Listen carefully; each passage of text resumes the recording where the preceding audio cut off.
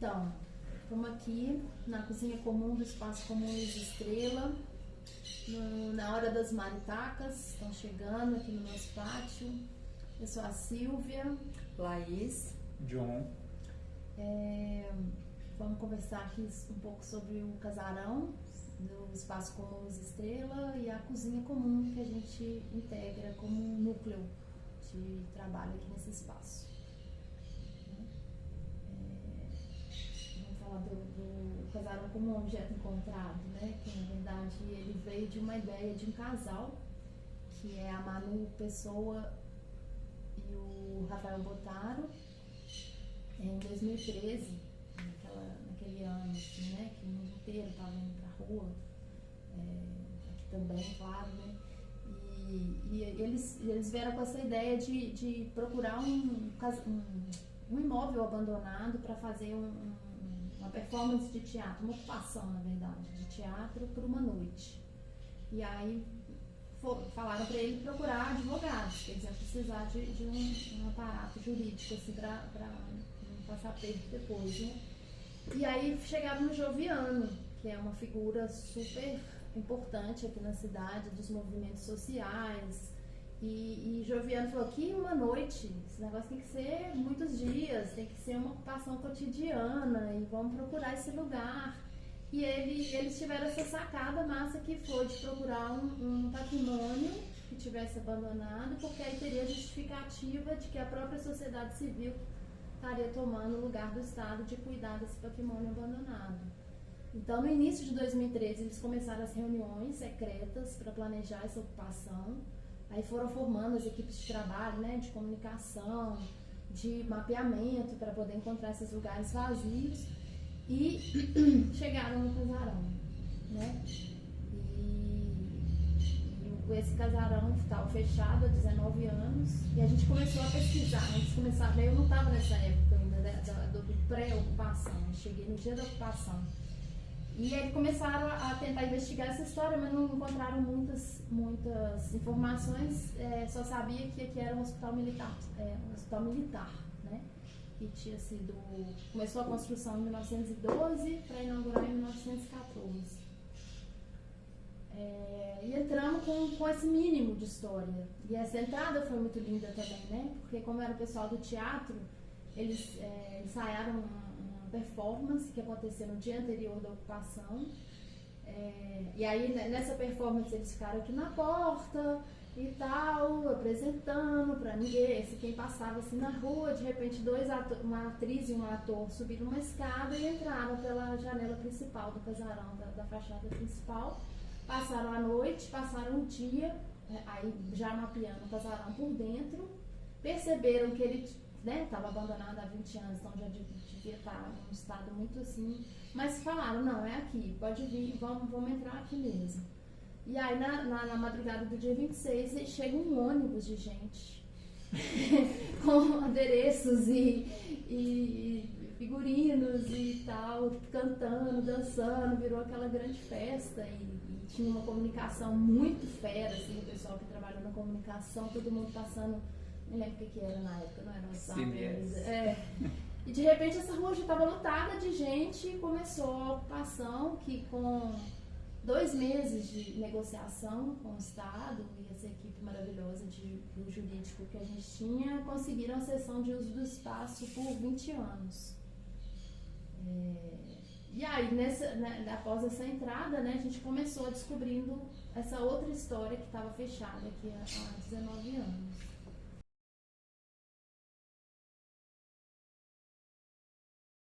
Ajudei, John, continuar. Do militar para frente, hospital psiquiátrico, neuropsiquiátrico. Hospital neuropsiquiátrico até a partir da década de 40, né? Ficou 30 anos mais ou menos de hospital neuropsiquiátrico infantil e funcionando instituição neuropsiquiátrica junto. Aí chega na década de 80, quando começa a desmanchar esse sistema de manicômios em Minas Gerais. Ele começa a ir sendo desmanchado aos poucos, até na década de 90 virar a Yolanda Martins. Uma escola municipal para meninos especiais. A escola naquela época ainda era voltada para crianças. Acho que eles chamavam de deficientes mentais, alguma coisa assim. Até 94, quando ele é tombado em 94, na mesma época que é tombado, é abandonado. E é abandonado justamente por causa do estado precário, que os professores começam a denunciar que começa a surgir trinca, o estado já não está tão bom. E a ideia do estado é construir esse prédio aqui do lado, deixar esse aqui ruindo e desaparecendo aos poucos. Era mais fácil fazer um novo do que restaurar o que estava começando a apresentar problema estrutural, né? É. E é doido que aí entra essa ideia do que a gente ficava conversando, desse patrimônio que é construído para as milícias aqui em Minas Gerais, né? Para servir para as milícias, e acaba tendo outros usos ao longo dos anos e eles decidem abandonar. Eles não legam isso para ninguém, eles preferem que acabe com o tempo do que aconteça alguma outra coisa. E aí, em 2013 tem o caso de um pouco antes da ocupação eles tentarem ocupar, né? A tentativa de transformar no museu para JK, e aí não vai para frente também. A ocupação ocorre logo depois disso, quando não vai para frente essa ideia. E aí a gente entra com o nosso plano de ocupação como centro cultural, né? É. A gente ficou viajando nessas datas, assim, que ele foi...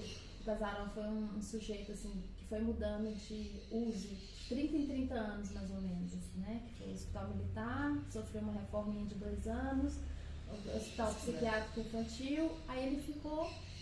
A gente fala abandonado, mas a Priscila fala uma coisa que é linda, que ele ficou respirando, assim, sendo nada. Nada no sentido da ocupação humana, assim, né? E aí, de repente, a gente abre, e isso é uma coisa que eu acho muito linda também, que como os meninos fizeram a performance e entraram, não foi arrombado. Eles entraram por uma janela que estava aberta e abriram a porta para outros entrarem, né? Outras vidas, outros... E circular o ar aqui dentro, principalmente, assim, né? Porque a gente está agora aqui, tá na cozinha, nós estamos no porão do casarão. Todas as janelas eram tamponadas com tijolo. Então não circulava ar nenhum aqui dentro, assim. E aí, isso foi um trabalho que a gente foi fazendo também ao longo do tempo, de entrando nesse porão, limpando esse porão e abrindo essas janelas para o ar voltar a circular aqui dentro.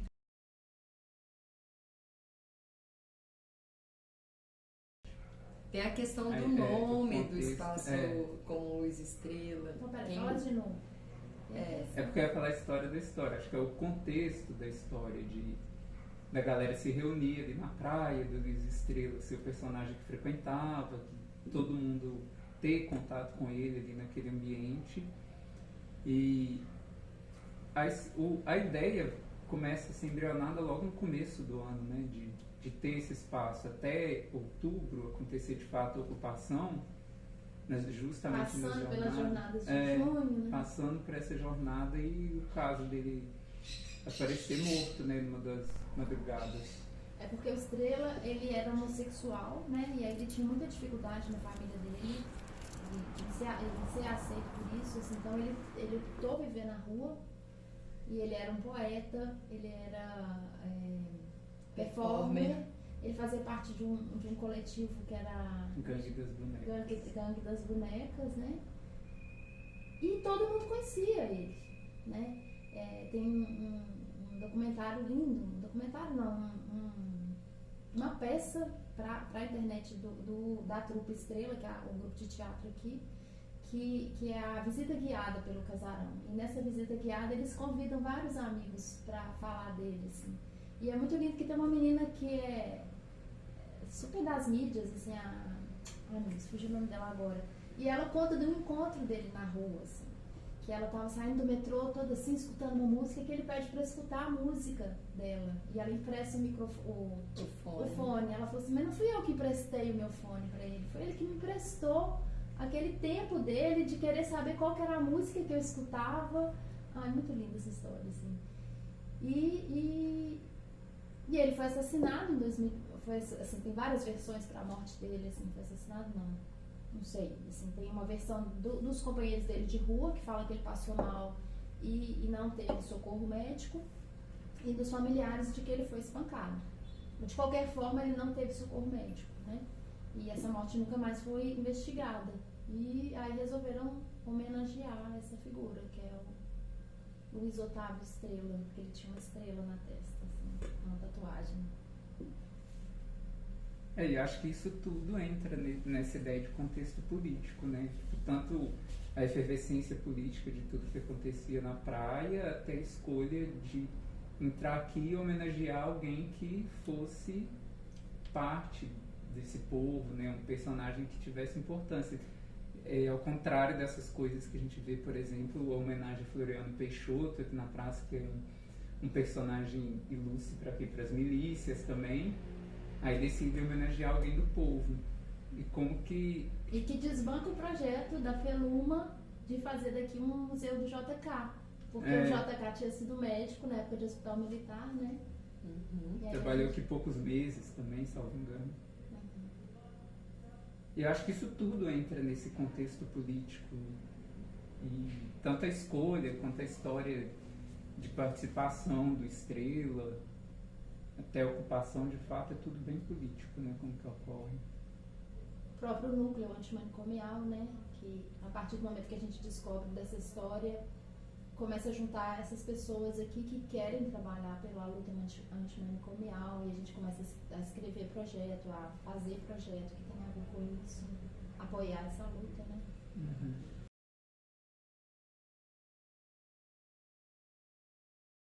Acho que tem essa coisa do objeto encontrado, que quando todo mundo passava ali por fora, via portada de 4 metros de altura, umas portas muito grandes, imaginava um grande galpão, e depois todo mundo conta que entra num edifício eclético, totalmente repartido por dentro, porque a ideia era ter um galpão grande para ensaiar teatro, mas continuam também decidindo entrar aqui, né? E essa coisa de que vem esperando uma coisa, mas o que apresenta é outra, e tá tudo bem também. Nós vamos ocupar isso, e encontrar a cozinha também escondida no porão, encontrar outros cômodos que continuam alguns escondidos dentro do porão, e que a gente vai descobrindo os usos ao longo do tempo, como a história da cozinha da Senir, que instala a pia que já existia, e a cozinha só funciona aqui porque a Senir instalou a água numa pia que já existia. A nossa mestre de obras, né? Aqui dentro.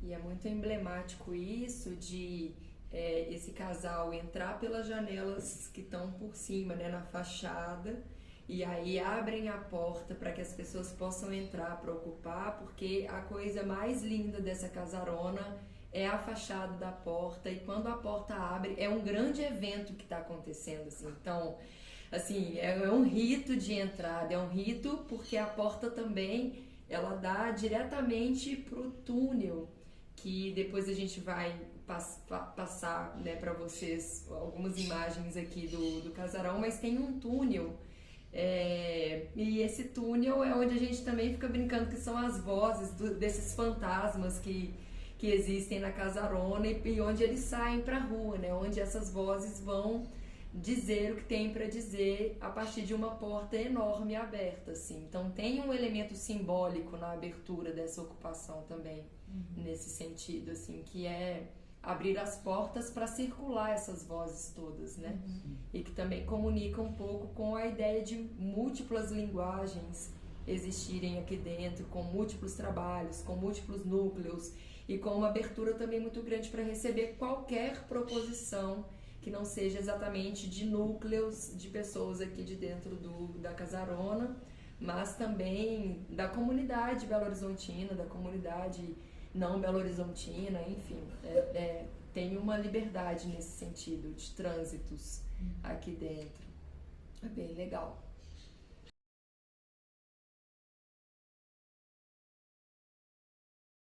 Né? Que as cozinhas antes aqui a gente nem sabe assim direito, né? Apesar que a gente tem umas fotos massa ali de oficina para criança nessa pia, né?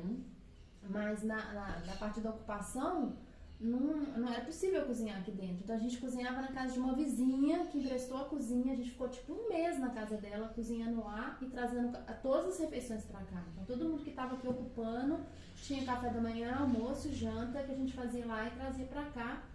Tudo, quase tudo a partir de xepa e doação, né?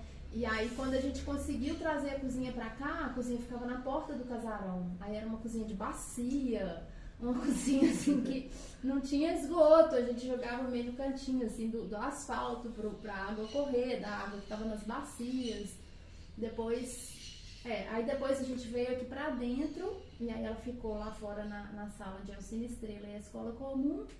E aí veio a história da Senir, que ela começaram as obras do telhado e ela precisava de uma cozinha, né? E ela deixou essa cozinha um pouco pronta pra gente, assim, né? E aí já falando um pouco do meu envolvimento, assim, né? De como eu chego nesse espaço, eu cheguei lá no dia da ocupação e me perguntaram, Silvia, tá precisando de alguém pra fazer o almoço, você quer ajudar? Não, você faz? Eu falei, tem ajudante? Ela, quando você quiser. Aí eu entrei. E assim, isso pra falar como que eu cheguei na ocupação, né?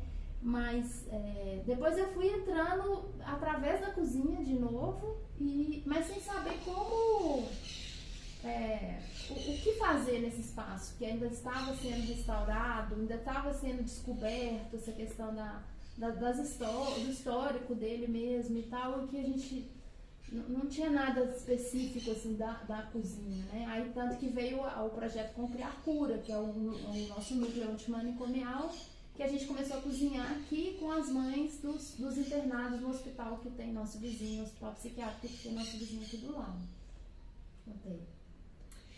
Isso é tudo porque já entendendo, né, o envolvimento pessoal de cada um de nós que somos, né, os componentes da cozinha comum, e a Sil, que tá desde assim, né, o dia da abertura da ocupação, ou do levante da ocupação, ou dos portões, das portas da casarona se abrindo e tal, e já entrando nesse envolvimento, mas o John e eu fomos bem postumamente assim, a isso, assim, né, a existência do Espaço Comum Luz Estrela, e já uma certa até organização também assim do espaço nesse sentido, né? Então eu só entrei no ano passado, então era meados de pandemia, então 2020, e foi o festival de primavera, era de primavera, né?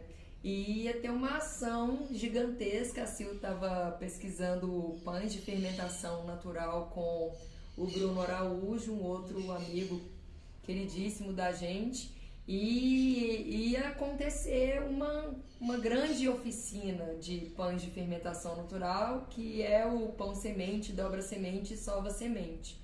E dentro dessa programação teriam algumas intervenções artísticas e precisava de alguém para fazer o almoço. E eu me lembro bem. E era exatamente isso, assim, tem ajudante? Não, tem ajudante, sou eu e somente eu. E eu lembro que o convite também foi por conta do elemento, do ingrediente que nos unia, que nos une, que é a farinha, assim, que tem a ver com uma pesquisa minha, com as massas de macarrão, as massas artesanais, e a Sil e o Bruno iam fazer 9 horas de oficina de pão virtual, para quem quisesse vir participar. E então eu fiz uma ação, servi na verdade o almoço para eles, depois fiz essa ação no intuito de que eles estivessem ali vendo e a galera em casa também comendo.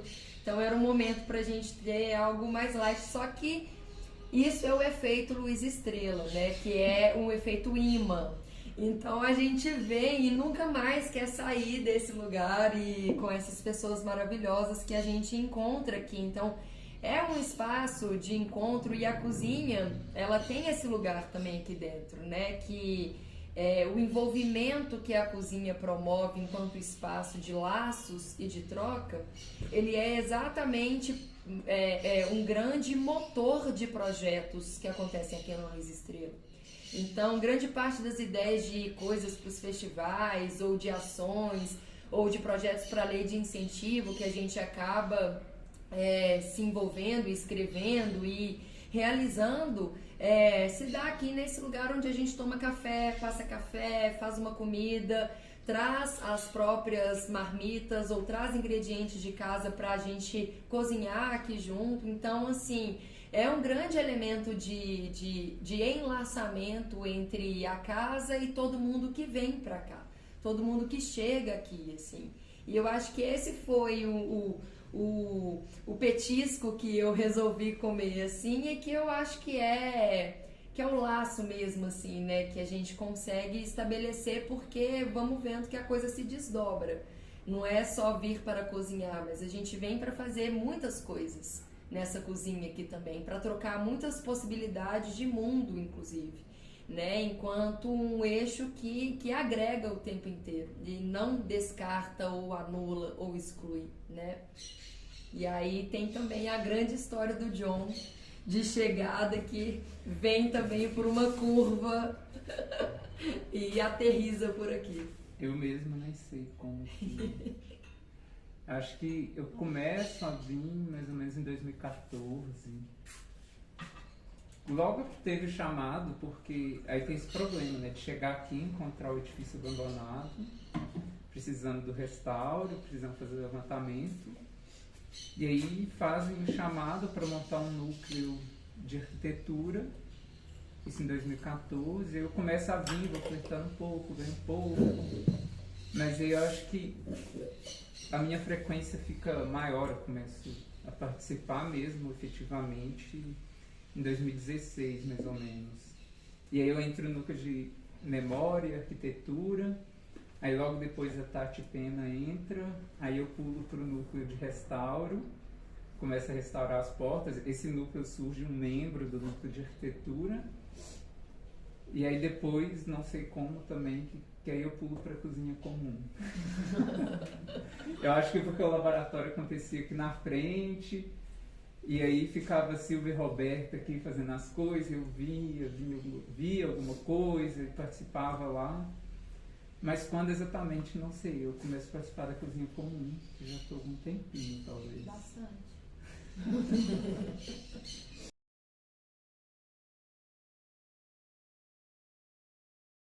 Eu acho só, aproveitando assim para falar essa questão dos núcleos, assim, né, que você falou aí um pouco, né, que o casarão, a partir do momento que a gente entrou e se estabeleceu aqui, ele foi pedindo esses trabalhos, né? Começou com o restauro, a própria luta antimanicomial, quando a gente descobre a história do casarão, o teatro, que foi quem puxou a ideia toda, a cozinha e a permacultura, né? Que dava essa sustentação e esse tratamento para os nossos resíduos, assim, nessa época que a ocupação era muito precária. Cozinha perma, o audiovisual que está registrando tudo o tempo inteiro, a escola surge logo agora. E a escola comum, que agora está meio que costurando todo mundo junto para a gente conseguir ter uma escola livre aqui dentro do Extrema, né? Uhum. É lindo isso, porque ao mesmo tempo que a gente estava dizendo, né, que a cozinha ela tem esse potencial também agregador e por aí vai.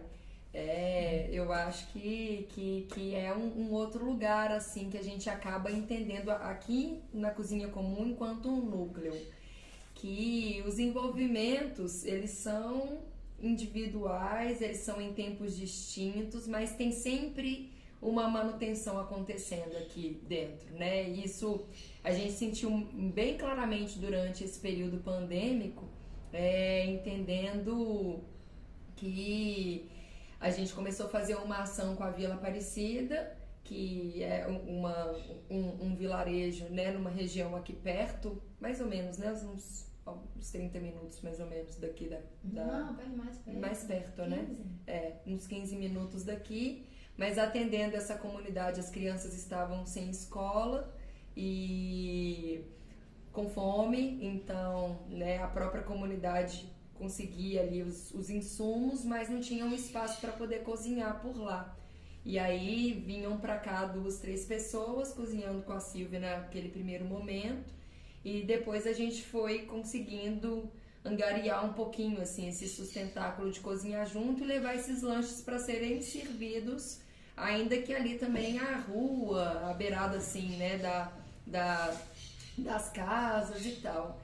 E a manutenção também desse espaço era um pouco dessa forma, né? Quem chegava aqui, então lavava alguma coisa da pia, regava ali as plantas no pátio, organizava aqui algum elemento, poeira, banheiro, algo nesse sentido, lixo, a própria compostagem lá fora no pátio também. Então, assim, tem uma rotatividade muito grande de tudo nesse sentido, e a cozinha ela não se estabelece com um manual a ser seguido, né? A gente tem alguns indicadores aqui, mas é um espaço comum em que todos podem vir cozinhar, todos podem vir comer, e é importante que se mantenha esse ideal também de coletividade, né? Que passe pela limpeza, que passe pela higiene, mas que passe por esse cuidado, que é o entendimento de um respeito e de um limite também, né? Entre todo mundo que está aqui ao mesmo tempo, às vezes,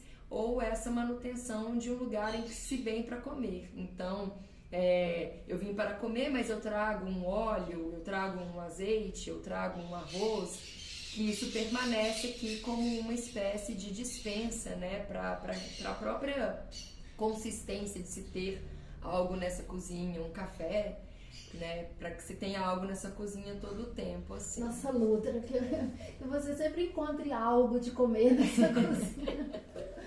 E que seja, né, bom, não esteja estragado.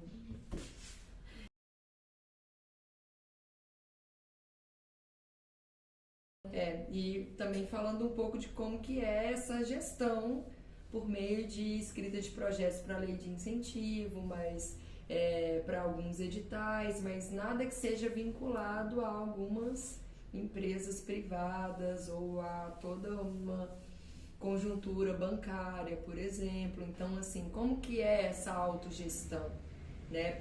Por quais lugares que ela acaba passando nesse sentido, assim? Então, é muito recente, inclusive, as aprovações em projetos né, municipais, por exemplo, aqui pelo Espaço Comum Luiz Estrela, nesse sentido, e que cada dia que passa também vê uma necessidade muito grande de estruturar a forma de contar essa história também, né? Então, a Escola Comum, enquanto núcleo que tem se preocupado com essa organização também discursiva nesse sentido do espaço, ela é muito importante enquanto essa dimensão que não é de uma arquivologia e nem de um testemunho, mas uma dimensão de qual é esse discurso que a gente consegue sustentar dentro de uma cidade, no bairro em que a gente está, que não é um bairro periférico, mas que tem uma redondeza que assim a gente também tenta comunicar com outras escolas, com a dimensão da cozinha que também vai para uma localização também nesse lugar, de poder conversar com algumas vilas, de conversar com algumas escolas, levar alimento para esses lugares. Então, assim, a gente se distribui também nisso. Eu lembro muito do espetáculo da trupe, da Assembleia, em que vocês foram lá para o bairro Xangri-Lá, o bairro da Garça, que é muito distante daqui, dentro de uma ocupação também, então, para apresentar um espetáculo teatral. Então, assim, e que servia uma sopa. Então, assim, a dimensão que o Espaço Comum Luiz Estrela acaba recebendo nesse sentido é de um reconhecimento também municipal pelo que faz. E de tentativas de articular sempre mais com outras dimensões que não estão só vinculadas a esse lugar, vamos dizer, um pouco mais estrito senso de que tem aqui um hospital, tem aqui um batalhão, tem uma historiografia, tem 2 igrejas nas pontas, né, extremas de onde a casarona tá. Então, assim, a gente sai o tempo inteiro daqui para estar aqui dentro. E eu acho isso uma grande força de constelação mesmo, né? Somos estrelinhas, como a gente costuma dizer aqui. Então, essas estrelinhas, elas estão vagando o tempo inteiro para sair e estar aqui, né? E para trazer mais estrelas aqui para dentro. Esse do trazer mais estrelas aqui para dentro é muito importante, assim, né? Porque é uma movimentação da sociedade civil, né? Uhum. E que a gente está sempre precisando se revezar e oxigenar. Restaurar, né? que eu acho que é uma grande palavra aqui, porque ela vai tomando vários sentidos também nesse ponto, né? Restaurar esse casarão tombado e restaurar as pessoas que estão revitalizando ele com ações e ideias. Sobretudo habitar, né? Esse casarão também, importante. Isso, quando você fala de restaurar, eu fico pensando muito assim, temos o núcleo de restauração e memória, mas do papel da cozinha nessa restauração também, que apesar de a gente não ter feito alguma coisa arquitetônica, o simples fato da gente estar aqui dentro, ocupando e fazendo uma comida, estando aqui, eu sei que começou a chover e que tem uma goteira, e aí eu já mobilizo o pessoal, né, de ser uma alma viva aqui dentro mesmo, ter alguém nessa cozinha, né, usando ela. Eu acho que, de certa forma, que o espaço propõe desde sempre, né? É igual quando a Pri estava comentando esses dias com o falecimento da mãe Sônia, qualquer coisa arquitetônica que fosse fazer passava não só pela aprovação municipal, como pela aprovação dela, porque já entendi esse espaço não só como uma matéria, como uma restauração simples de pintar uma parede, reestruturar uma parede, né? Acho que entender de outras formas e a possibilidade que a cozinha entra nisso, de restaurar de alguma outra forma também que não materialmente falando, né?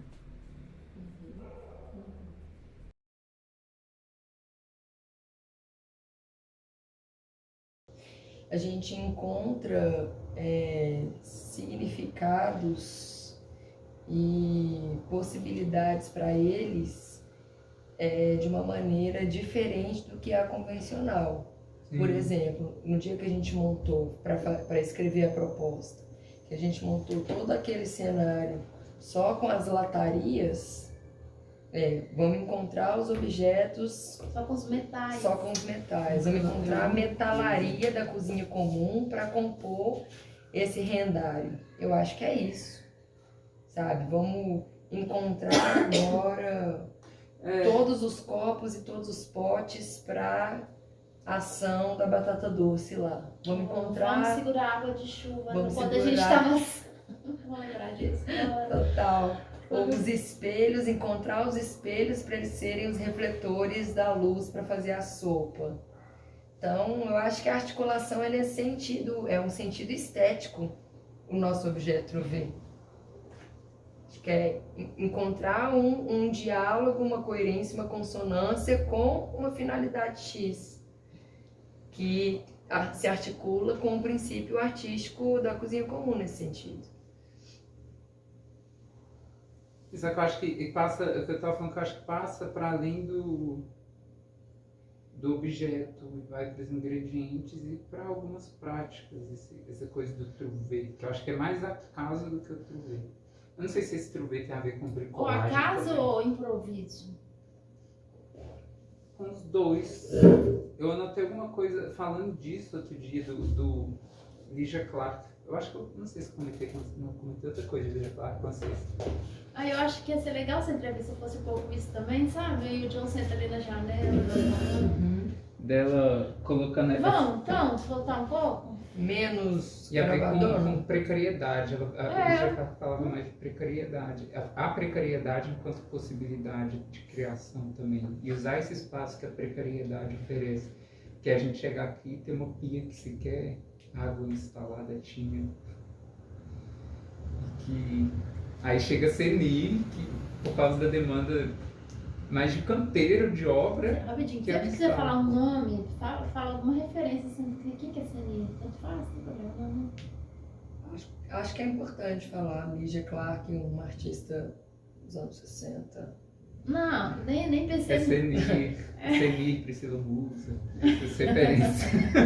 Nossa referência. Fala Mafra, Priscila Musa. Senir, não sei o quê. Senir Aparecida. Senir, mestre de obras. Nossa mestre de obras. Nossa mestra. Fala, acaba de falar.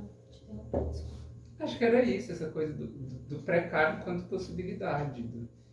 Que a Senir instalou a torneira aqui não foi por causa da cozinha comum ou por causa da cozinha do movimento em si. É porque ela estava montando um canteiro de obras. Aí ela e os meninos dela, que sempre fala ela e os meninos dela, precisavam de ter uma cozinha no canteiro de obras. E ela instala e isso tudo que é instalação de água na pia já movimenta a cozinha para acontecer aqui. Uhum.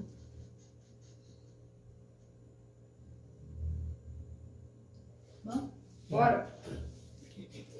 Inclusive a precariedade, acho que é a grande marca brasileira, ou a grande marca da humanidade. É no precário que tudo surgiu, né? Ninguém falou, oi, hoje eu vou inventar o queijo.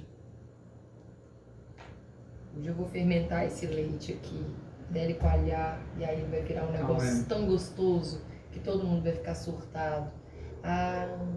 E esse azeite? Peraí, que se eu espremer esse negócio aqui... acho que é a função do precário, da fome, da abundância do Montanari, lá é nesse sentido. Tem um trabalho lindo também de Lina Bubardi, que ela faz com... Hélio de Sica. O corpo precário do Hélio de Sica, nesse sentido. Quando ela é com o pessoal do Nordeste, ela faz faz uma pesquisa gigantesca, depois que ela começa a trabalhar na Bahia. Lina Bubardi. E aí ela trabalha com os objetos do lixo. Uhum. E como a possibilidade criativa que existe nesses objetos, que essa coisa que a gente tem costume... Vocês devem ter visto também, eu vi muito, que é pegar uma latinha de massa de tomate e fazer uma xícara, que é da precariedade daquilo, e para ela é mais do que a precariedade, o lixo enquanto matéria-prima para fazer um bocado de coisa. Só que aí ela começa a ir estudando e chega até o lado da fome, e ela fala que a única manifestação cultural possível da fome é a violência. E a própria violência, enquanto ela vai estudar o cangaço, como que era a relação deles e tal, a própria violência enquanto um ato cultural em si, que a origem era a fome para ela. Só que aí tem uma pesquisa lindíssima com os objetos, o lixo enquanto possibilidade de virar várias coisas. E aí quando você fala de lixo, a gente vai falar dos objetos, né? Dos objetos encontrados e como que essa cozinha foi sendo equipada e funcionando a partir de coisas que foram chegando. Porque a pessoa não estava usando mais em casa, ou porque chegou aqui e precisou de alguma coisa e não tinha, e ela trouxe para ter de uma próxima vez, né?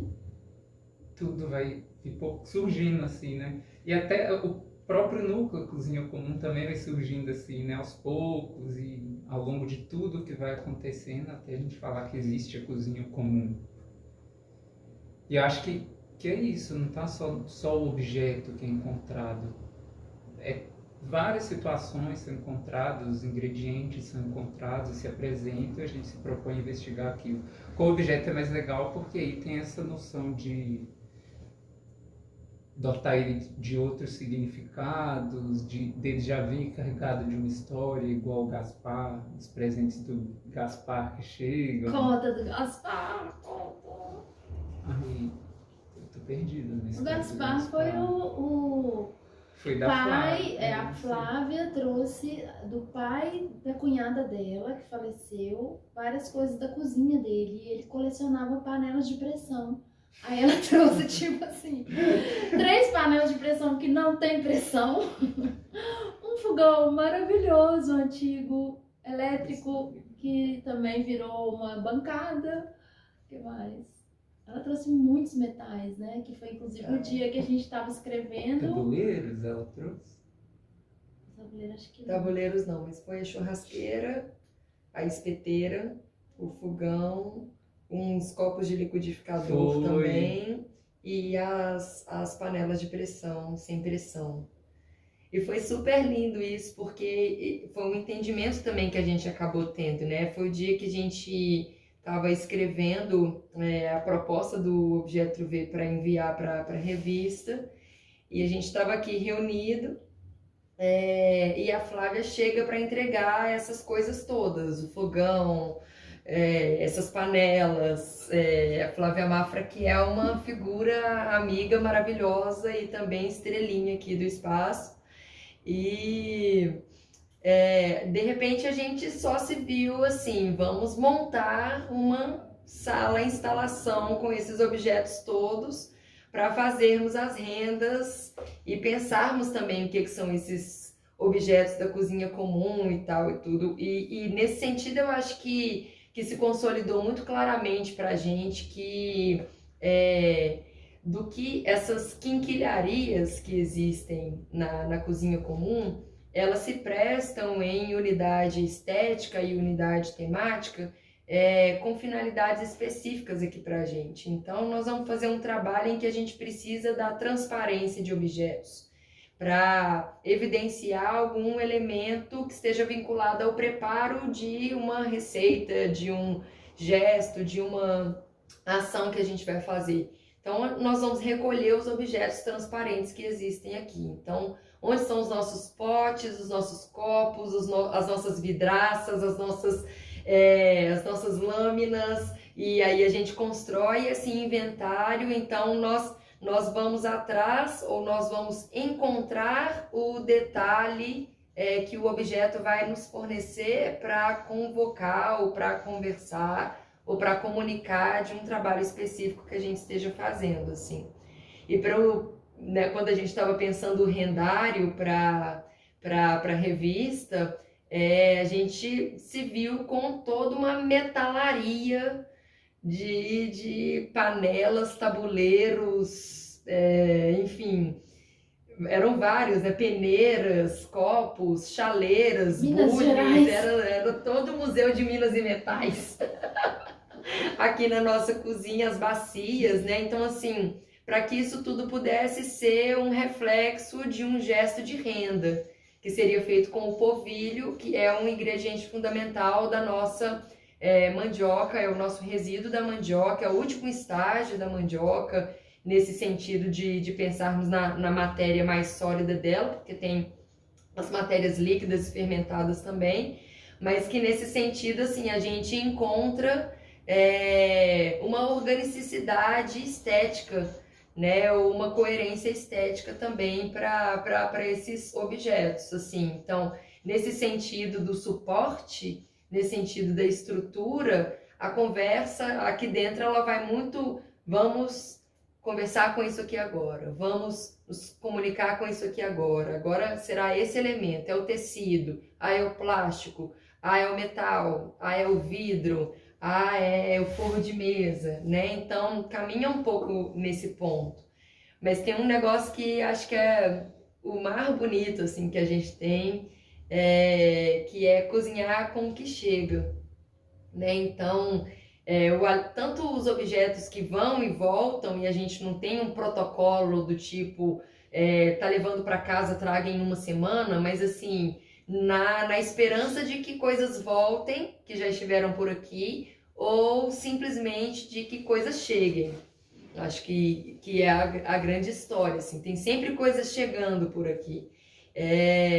E dos ingredientes eu acho que é a mesma estratégia, né? De não que seja pensado dessa forma, mas os ingredientes chegam para que a gente trabalhe com eles. Então eu lembro até nesse ponto da transformação, quando a gente estava na residência no início do ano, a gente ia trabalhar com uns ingredientes específicos, e aí de repente chegou um grande cacho de banana com um pescoço enorme, um umbigo dessa bananeira, e ele ficou estendido na mesa ao lado aqui por algumas semanas. E a Silvia fez um vídeo disso, chegou lá, e aí vamos lá, como é que a gente vai começar?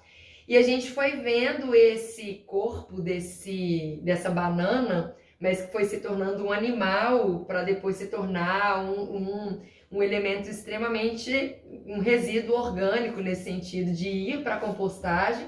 E que você fez uma coisa linda que a banana que amadurecia as palavras. Desculpa. Exatamente, né? E aí a gente foi, à medida que esse grande cacho de banana foi amadurecendo, a gente também foi entendendo o amadurecimento de um trabalho aqui, porque esse cacho permaneceu 2 meses com a gente, porque a gente foi vendo ele perder aquela forma robusta de uma grande ave, inicialmente, com pescoço, bico, penachos, e se tornar um cadáver de banana, né? Então ela foi amadurecendo palavras, foi despencando palavras e olhos, e a gente foi tomando essa grande metáfora, essa grande alegoria, como tem algo que chega e a gente encontra outros potenciais. Nesse sentido, é muito a relação do Magritte com as coisas, de subverter o sentido, é muito dadaísta, né, nesse ponto, de tirar um certo pragmatismo e uma finalidade imediata para alcançar os outros potenciais estéticos e temporais, sejam de pessoas, sejam de alimentos, seja daquilo que não respira, que é o objeto. Então, isso é o que areja a cozinha comum também, né, nesse sentido. Eu acho que é um caminho que a gente faz, assim, o tempo inteiro, como projeto, assim. E até mesmo nas ordinariedades dos almoços de dia a dia, nesse sentido, né, que é um ajuntamento. E aí, para onde que a gente vai? Como que a gente vai partir? A gente vai chegar aonde para se alimentar hoje? Quanto tempo vai demorar? E entendendo isso diante de um trabalho paralelo que talvez esteja acontecendo, assim, enfim, é uma cozinha quinquilhada com encontros pontuais. Aí eu acho que eu pelo menos vejo como 2 pontos, tipo assim, primeiro a gente está aberto a explorar isso, e segundo, esse lugar da precariedade no sentido da possibilidade que a gente tem de ser uma cozinha que é montada quase com excedente da cozinha dos outros, com o que está sobrando, em uma ocupação que não tem fomento, com aquilo que é possível, através desse pouco possível, a gente enxergar e explorar, porque a gente está disposto a fazer isso. A gente está disposto a encontrar aquele objeto de alguma outra forma, né? Dotar ele de outro significado, de usar esteticamente e tudo mais. E aí, só num complete da coisa, é porque estarmos dispostos a encontrar as outras possibilidades no ingrediente, nesses objetos, nesses utensílios, nesse mobiliário que existe dentro da cozinha comum, acho que tem a ver com um grande tema para nós, que é a disponibilidade temporal, que acaba acontecendo enquanto um eixo de pesquisa e um eixo de mergulho e um eixo de, né, tentar entrar nas miúças, né, das coisas nesse sentido. Tem uma expressão que a gente acabou assim enaltecendo e cunhando dentro da cozinha comum, que são as nossas joinhas, né? Quais são as nossas joinhas aqui? Quais são as nossas riquezas? Aquilo que a gente garimpa e transforma, lapida oficialmente para que aquilo comece a ter a cara da cozinha comum, comece a ter a cara de uma estética nossa, que ela é temporal, né? Que ela é de uma dilatação completa, assim, de tudo. Possivelmente, né, vendo coisas postadas da cozinha comum, esses azulejos que estão em cima aqui da mesa, eles estão sempre em coisas, em ações, em conversas, em fotografias da cozinha comum, porque eles são um alicerce também aqui, é onde às vezes a gente corta, é onde às vezes a gente serve, é onde às vezes é o descanso da panela, e é onde também a gente joga como estética de mesa. Ele é a nossa toalha de mesa nômade, moldável, modulável, que cada vez ela se expõe, se mostra de uma forma diferente, assim. Então, hoje, por exemplo, ela recebe pitangas que estão desaparecendo à medida que a gente está comendo. Então, é uma toalha de mesa perecível, com azulejos. Então, acho que tem muito disso nos nossos trovados, nos nossos encontrados aqui também, né? Uhum.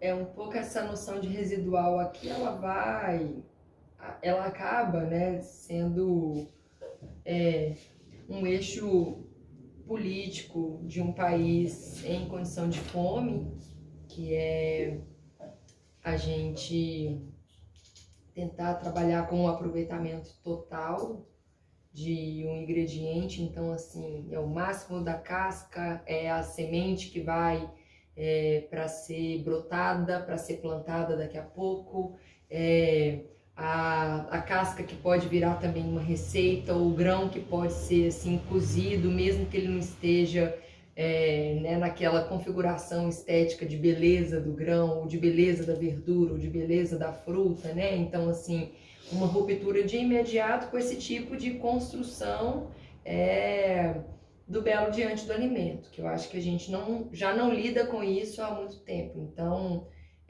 isso é um pilar assim para nós. E na sequência disso, uma composteira, né, que ela é extremamente fértil, que fica logo aqui, né, a gente olha para o pátio e vê que o pátio ele é esse anexo da cozinha, porque a gente tem uma relação de nutrição com isso que é a terra, né? E a importância da terra nessa localização também temporal daquilo que nos nutre, daquilo que nos alimenta, nesse sentido. Então, o pátio ele é esse alerta pra gente nesse sentido, assim, né? Não só os ingredientes que a gente compra, mas tudo que sai daqui também abastece esse pátio, e tudo que também vem das nossas casas, a gente também acaba alimentando essa composteira em alguma medida, né? A gente também tem essa outra domesticidade, né? Daquilo que está nos nossos lares, a gente também traz para essa compostagem nesse sentido.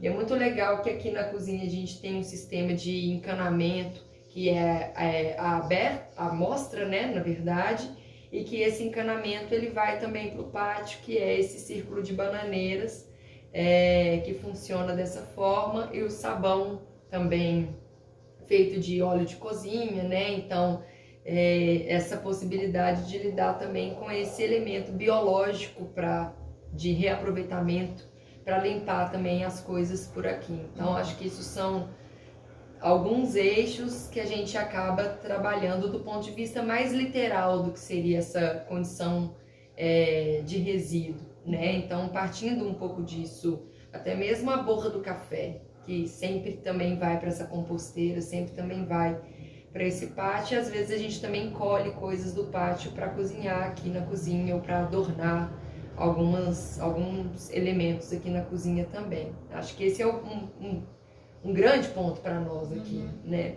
Mas acho que essa noção do residual, ela também caminha para umas outras dimensões que tem a ver com essas nossas relações também, e que tem a ver com o modo como a gente tenta entender vamos dizer, o que é esse trabalho que não está só e somente com o fim da comida, né, que é comer o tempo inteiro. Então, para nós, lidar com a alimentação e com o gesto de cozinhar, o fazer cozinhar e os utensílios de cozinha apenas como elementos que são para um preparo de uma refeição, é algo extremamente superficial, talvez. Não no superficial no sentido de que isso é menor, mas é porque nos importa explorar para além do que é o tempo de um preparo de uma receita para simplesmente se ter uma refeição, né? Então, se é possível dilatar para encontrar outras formas, outras texturas, outros cheiros, cores, desenhos e outras possibilidades que ele tem, né, dentro do espaço da cozinha, e que ele acaba estabelecendo possibilidades de um diálogo plástico e de um diálogo sensível e sensitivo para as outras pessoas que também circulam aqui, podem começar a ter um outro olhar investigativo sobre o alimento. É esse residual que nos importa. Então, é esse resíduo que está descolado da relação de receita, da relação de refeição apenas, da relação de preparo para se alimentar apenas, mas que alarga esse olhar sobre o que é o gesto de cozinhar, esse olhar sobre o que é o alimento enquanto corpo e de nutrição enquanto corpo fisiológico apenas. Então, é um corpo político que a gente está lidando aqui, porque a gente não compra alimento para fazer algo específico nesse sentido, a menos que seja um evento grande, mas a gente traz alimentos, ou alimentos chegam aqui para que a gente possa explorá-los, como o exemplo do cacho de banana, ou como o polvilho, que a gente começa a entendê-lo como um gesto de renda, ou como a batata doce, que a gente pode perceber que ela foi plantada no pátio, a gente colhe, ela pode ser fermentada, ou como essas pitangas que estão aqui, que vieram do quintal da Silvia, e hoje elas são o nosso lanche durante essa entrevista que a gente está aqui gravando. Então, assim, é sempre uma exploração também nesse Para Mais, né? É sempre uma investigação naquilo que é a deixa que o alimento nos dá para trabalhar com os outros lugares dele. Ele nos oferece uma relação e a gente embarca nessa relação com ele também. Sempre muito atentos para esse tempo dele, né? Que é um tempo diferente do tempo da indústria de processamento alimentar, que é um tempo diferente do tempo de só temos 30 minutos para almoçar. Então, a gente precisa, inclusive, de legislar os dias que a gente vem se encontrar aqui para fazer as coisas, porque a gente já sabe que não vai dar para fazer nada em 20 minutos. A gente vai precisar de um dia para conversar, aí um dia a gente vai sentar e vai montar uma sala, aí agora a gente vai encarar a comida e ela vai nos dar o tempo dela também de relação. Então é um trabalho esticado, que nos mostra também onde está uma potência velada da cozinha nesse sentido, né? Acho que é um pouco por aí. Que não é memória, que não é essa afetividade já muito previamente falada sobre a cozinha, mas é uma construção disso tudo. Inclusive nos dois campos de oposição. Tem momentos que a gente ama muito o que a gente faz, o que a gente come, o que se revela na receita, no preparo, e tem hora que a gente fala: nossa, mas isso aqui foi para um lugar que a gente não estava esperando, e também surge uma aversão, e aí é um ponto para a gente continuar investigando ainda mais. Então são processos criativos nesse ponto dessa dimensão residual, né? O resíduo enquanto um potencial criativo também para nós.